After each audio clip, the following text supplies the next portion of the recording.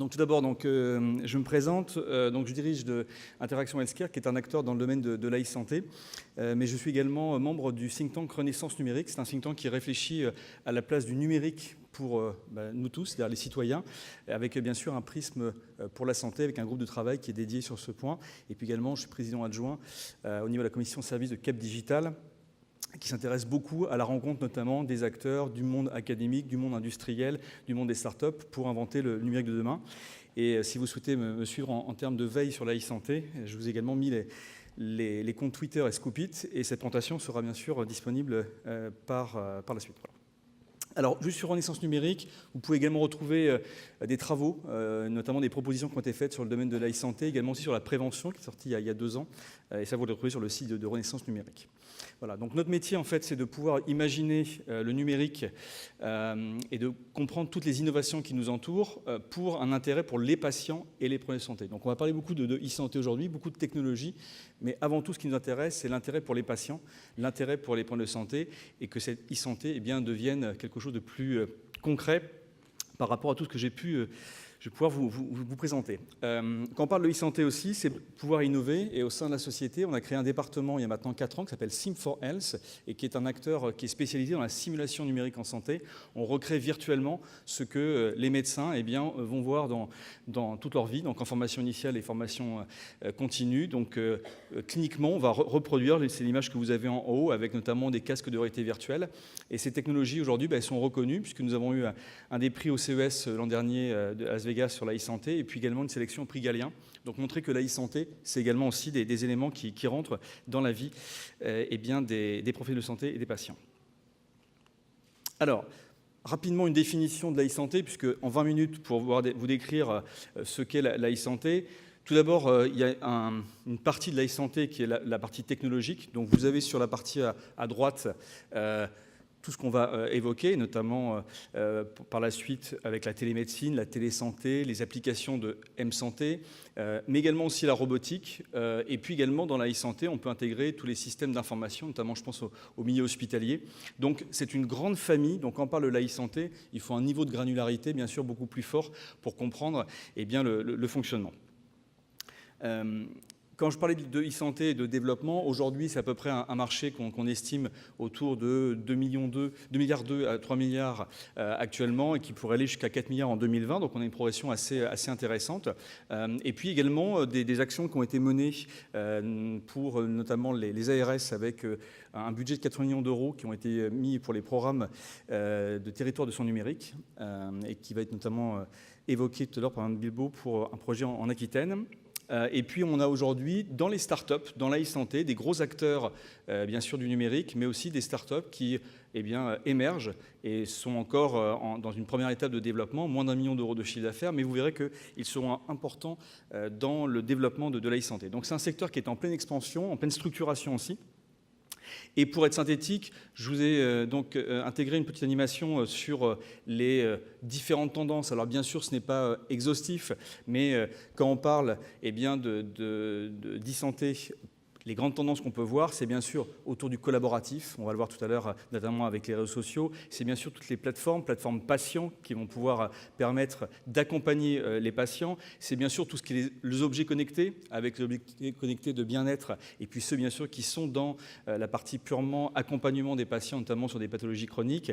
Mais on va aussi avoir les nanotechnologies, on va avoir la gamification, donc c'est utiliser le jeu vidéo et les principes de motivation pour pouvoir permettre de comprendre des maladies. Ça va être également tout ce qui est réalité augmentée et réalité virtuelle, comme vous avez peut-être pu le tester depuis hier. Et puis également, on parle d'intelligence artificielle, on va parler d'impression 3D, on va parler de médecine prédictive. Bref, vous voyez déjà qu'en quelques secondes, ça donne un petit peu le tourbillon. Mais c'est aujourd'hui cette vision systémique que nous devons avoir pour bien comprendre les enjeux de la e-santé. Alors, on parle souvent de la médecine des 4 P. Eh bien, vous voyez que ça évolue aujourd'hui, puisqu'on a aussi maintenant ce qu'on appelle la médecine des 5 P, c'est-à-dire que, bien sûr, il y a cet aspect prédictif, cet aspect également préventif, et on voit notamment les actions qui ont été menées par le nouveau gouvernement sur l'incitation au développement de la prévention.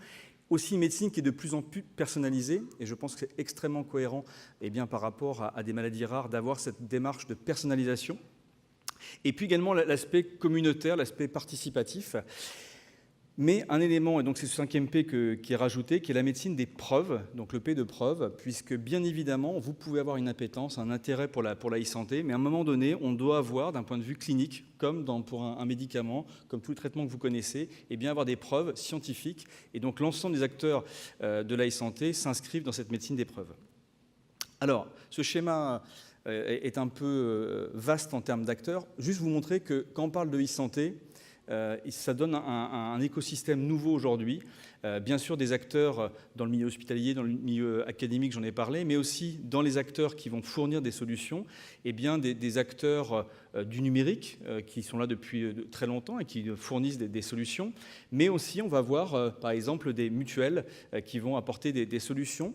On va avoir aussi des laboratoires, comme vous le voyez sur la partie à droite, et puis également des acteurs du numérique, je pense à Cisco. Et vous avez en bas à gauche ce qu'on appelle souvent les GAFA, donc les Google, Amazon, Facebook et Apple, qui essayent de préempter le domaine de la santé avec plus ou moins de succès, et on va le voir dans quelques secondes.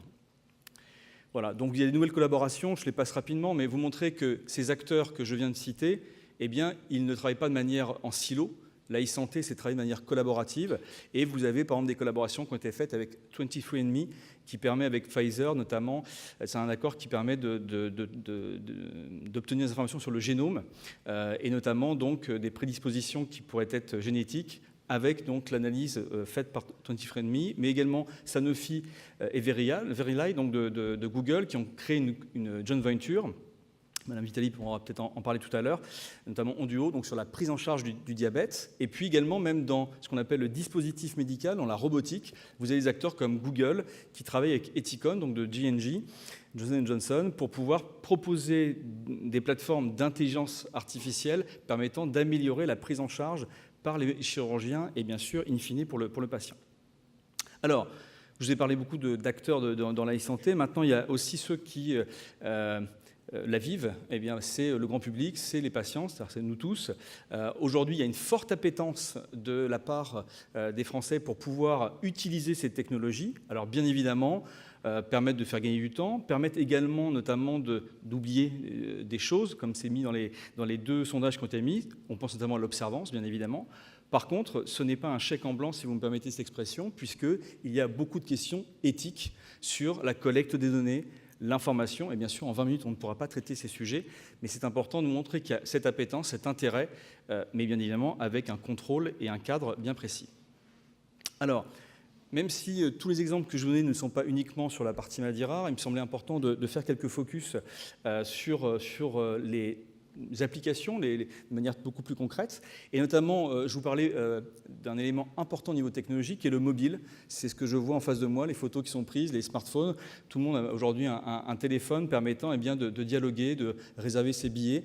Mais c'est également aussi un élément intéressant pour le patient. Et de plus en plus, nous, ça fait maintenant 10 ans que nous avons créé l'entreprise. On a vu une évolution extrêmement forte ces dernières années pour développer des applications, notamment donc, le projet Radio Oscar qui est fait par la filière Oscar que vous connaissez mieux que moi, et qui permet notamment, là, sur une application, sur le suivi au niveau des patients, sur les examens qui sont faits, notamment en termes donc, notamment les maladies rares, et donc il va permettre, avec cette application, de pouvoir enregistrer, comme vous le voyez à l'écran, de manière extrêmement simple. Donc on est dans la simplicité, on n'est pas dans des applications informatiques, on va travailler sur l'aspect graphique, on va travailler sur ce qu'on appelle la gamification, permettant d'intégrer ces différents éléments.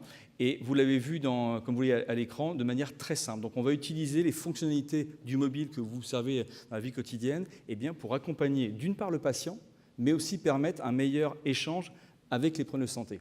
Et on va parler de beaucoup de choses ce matin. Je pense que ce qu'il faut retenir, c'est que ces technologies, elles ne vont pas ni remplacer le médecin, il y a beaucoup d'articles qui évoquent ce sujet, elles vont permettre au contraire de renforcer la relation avec le patient en lui accordant plus de temps.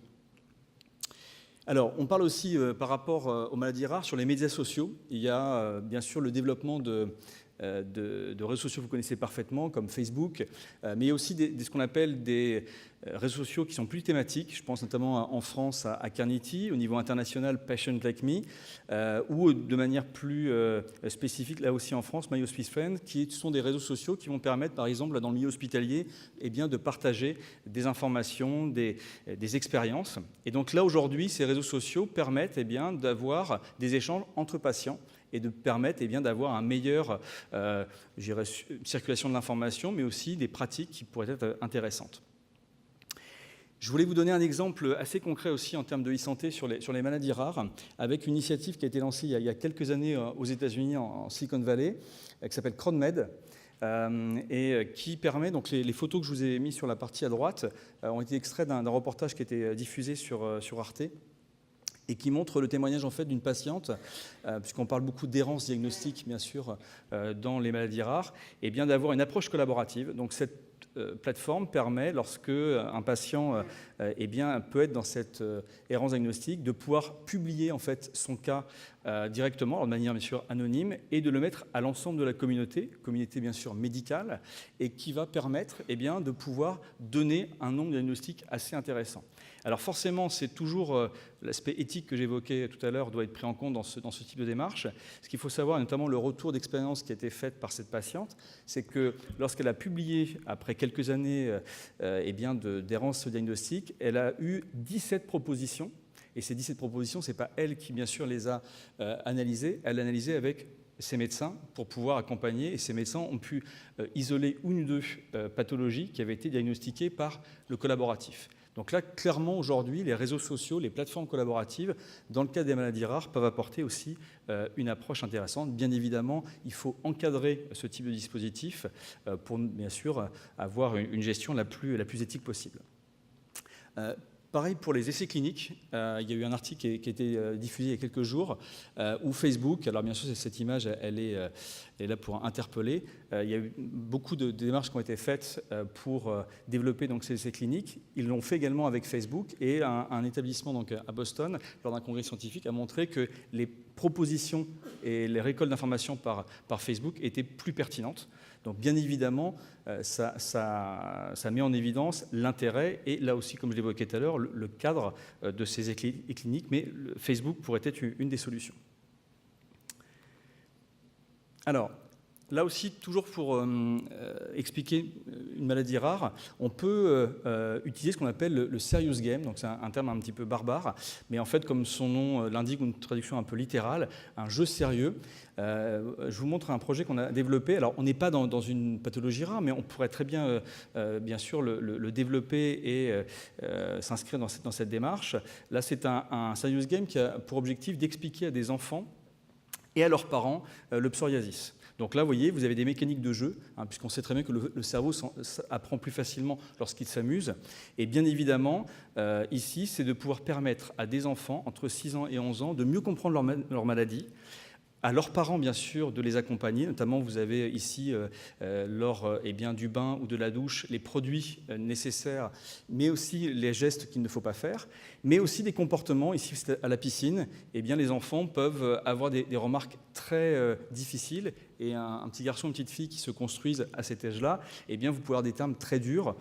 Là aussi, ce serious game, il a été fait également avec le soutien du ministère de l'Éducation pour donner des outils auprès des enseignants afin d'expliquer, avec bien sûr des mécaniques de jeu, on parle d'enfants de 6, 8, 9 ans et vous les connaissez tous, ils sont bien sûr très friands de ce type de jeu, mais le but, c'est dans une approche pédagogique pour mieux comprendre sa maladie, mais également de manière plus pédagogique auprès des autres cibles. Alors, on parle de serious game et de gamification pour les patients, mais c'est également le cas pour les professionnels de santé. Et quand on parle d'errance diagnostique, il faut bien sûr accompagner par la simulation numérique, ce que j'évoquais tout à l'heure. Donc, sur la gauche, vous avez un projet que nous sommes en train de faire, notamment sur l'algie faciale. Là aussi, ce n'est pas une maladie rare au sens strict du terme. Pour la FMOQ, donc la Fédération des médecins omnipraticiens. Donc, c'est 10 000 médecins au Québec qui sont accompagnés pour ce projet, qui est en cours et qui permet en fait d'expliquer auprès des problèmes de santé ce type de dispositif. Sur la partie à droite, je vous ai mis une vidéo sur un projet qui nous tient à cœur, qui a été adressé par deux professeurs, professeur Dehaye et professeur Sidbon du CHU de Bordeaux. Je salue M. Vigourou qui est également présent dans la salle. Et donc ce type de dispositif, cette formation, c'est de pouvoir prendre en charge un patient atteint d'AVC dans toutes les étapes. Donc on est dans le développement, le raisonnement clinique qui va permettre, comme vous le voyez ici, de comprendre comment le patient doit être accompagné de son domicile à l'hôpital et bien sûr en centre de rééducation. Et donc l'objectif, c'est d'avoir aussi la détection, par exemple, sur des maladies rares qui pourraient être faites grâce à ce type de formation pour le partager aussi entre pairs. Alors, je vous ai parlé de stimulation, où là, on va être dans une démarche de formation, mais aussi on peut avoir un accompagnement par les technologies innovantes sur un meilleur diagnostic avec le recours à l'intelligence artificielle. Vous avez un acteur aujourd'hui qui s'implique fortement, qui est IBM, avec sa solution Watson, qui avait été connu il y a quelques années parce qu'il avait gagné un jeu qui s'appelle Jeopardy, et donc vous définissez par un algorithme assez complexe les réponses qui doivent être apportées. Donc, ils l'ont maintenant décliné dans le domaine de la santé et vous allez pouvoir, et notamment aujourd'hui, par exemple sur le domaine de la radiologie ou de la cancérologie, notamment le cancer du poumon, permettre d'avoir un recueil et une consultation d'informations dans des bases extrêmement importantes, internationales, qui ne pourront jamais être faits de manière humaine par un médecin. Et c'est là où je pondère, bien sûr, le propos que j'ai évoqué tout à l'heure, c'est que, bien sûr, quand on voit ça, c'est un peu Big Brother, on se dit que le médecin va être supprimé. Notre position, c'est qu'à date d'aujourd'hui, ces outils d'intelligence artificielle, d'abord, doivent encore s'améliorer, mais sont un élément qui va permettre aux médecins de prendre une décision plus rapidement. Et je pense que dans le cadre des maladies rares, améliorer le temps de diagnostic est un élément fondamental et qui doit permettre ensuite de passer plus de temps avec le patient grâce à ces outils. Alors, je vous ai parlé des GAFA. Vous allez pouvoir repartir avec un autre thème qui s'appelle les NATU.